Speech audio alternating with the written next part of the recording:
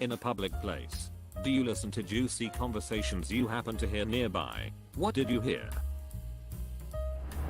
I was standing outside last night smoking in my usual spot, when suddenly from a house behind me, I hear from the porch, "Oh my god. You just shit in your pants. You just shit in your pants." Honestly, that was the gist of the conversation. But it was definitely juicy.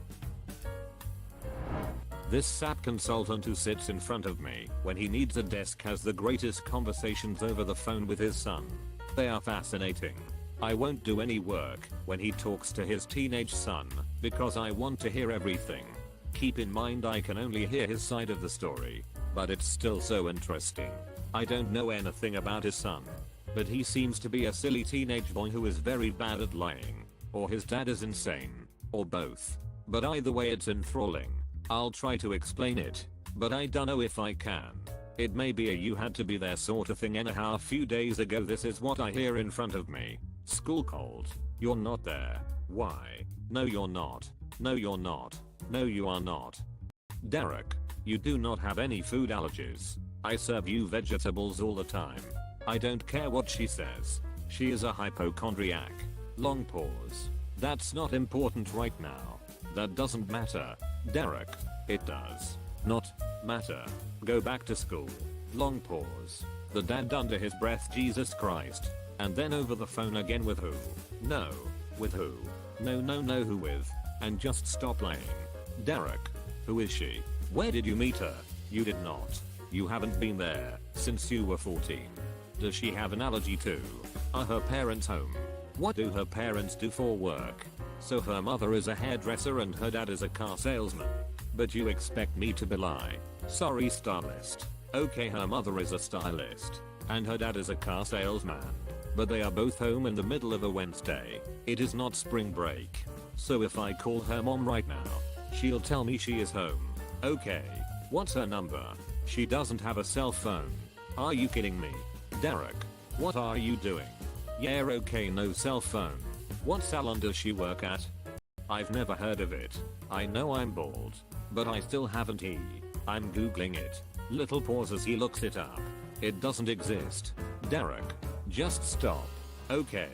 No. Stop. They are not home. Just stop. Oh my god, stop lying. Longest pause yet. Right. So you left school because of a food allergy, and then for some reason you went to your friend's house, a friend I've never met, but you claim to know her from camp, whose parents aren't home. No they are not. Let me finish. Listen to me. Whose parents aren't home. When you know you are not supposed to do that. And now to prove to me that her mom is really a stylist, you're getting dreads. This makes no sense. Derek, do you see my problem? Sounding defeated. Derek, you are white. Yes you are. You are. Derek. Yes, you are. Long pause. No, I'm not gonna pay for them. That money is for your college application fees. Great.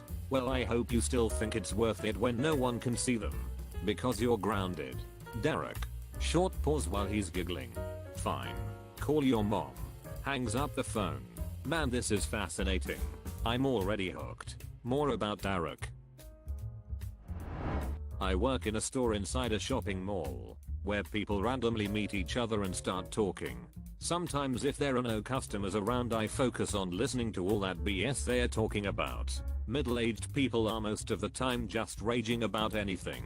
Politics, other people, gas prices. Older people are in a constant battle with each other who's got the worst problems with their bodies. My back hurts. Let me tell you that my back and my knee hurts. Plus I have diabetes. I was studying for an important test at a coffee shop and trying to block out all distractions. A lady arrived at the table immediately behind me and, after exchanging greetings, she asked the man, a former classmate, how he had been. He replied bluntly, "Well, I was hit by a cement truck." That was it. I had to hear the story.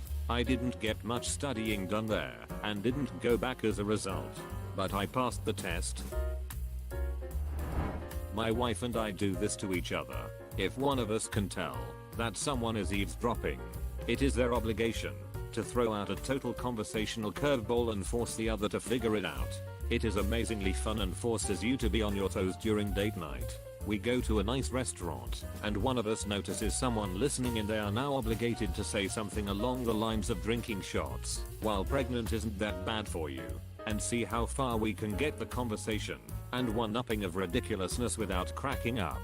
We love making strangers uncomfortable. Super fun. She's the best. Years ago, I spent tons of time in coffee shops or Panera. I always jokingly dreamed about starting a blog titled Conversations Overheard at Panera. I was always shocked at how loud people discussed private matters, finances, sex life, personal details, opinions on public matters. I would just sit there, trying to work, and get sucked into their worlds. It was fascinating. I don't have to hear them. Over the past few years, I have been learning ASL due to my deteriorating hearing. It comes with the side benefit of allowing me to eavesdrop on deaf communications in public spaces. A few weeks ago, I was in an Applebee's with friends. I happened to spot an ASL conversation from across the room, and started to follow along. One of the people saw me and signed, "What are you doing?" I replied with, "You're so loud that I can hear you way over here." She laughed and I quit listening in. Yesterday at Target I was perusing women's clothing, while my dad exchanged a phone charger and there was a lady talking on her phone on speaker. Of course I listened, and at one point laughed at something, and she gave me a dirty look, to which I replied, "That's why you don't talk on your phone on speaker in public." Saw her 15 minutes later as I was leaving, still on the phone on speaker. I live in an apartment building with thin walls. My neighbor recently was fighting with her boyfriend. It's been several days with juicy yelling coming through the wall, and I'm fascinated by it all, lol. When I was 19 I worked in an office with a lot of old ladies. This was the early 90s and most of them were in their 30s, so I'd think of them as younger today. But whatever. They used to gossip all day, and it was juicy stuff. Someone was cheating on someone else. Someone is pregnant and lying about who the father is. This one woman's ex was stalking her and trying to kill her. It wasn't until later that one of these people they talked about faked their death and another got kidnapped that I realized they were talking about soap operas. Sometimes just because where I live the people, especially the women, are notorious for being loud talkers. Well, one day, I was waiting outside my university office center to take a test and there was a girl having a heated convo with her mom over the phone about her most likely divorced deadbeat father and what sounded like a divorce settlement. She was pissed that her mom was gonna lose her car, home, etc. But it seemed like she had no choice. Very sad situation to be in, and I wish I could've been there to comfort her, but it was none of my business and she was clearly pissed. Best thing to do was leave it between them. I'm a people watcher. My husband and I take cheap dates by going to the airport or mall and just watch people. We make up stories about their history and why they are there, etc. It's fun. Even better when someone sits near us and starts talking on their phone. You only get to hear half the conversation, so it's fun to try to come up with a story about what is going on. Consider subscribing if you enjoyed this video, and if you want to see more of Reddit Universe,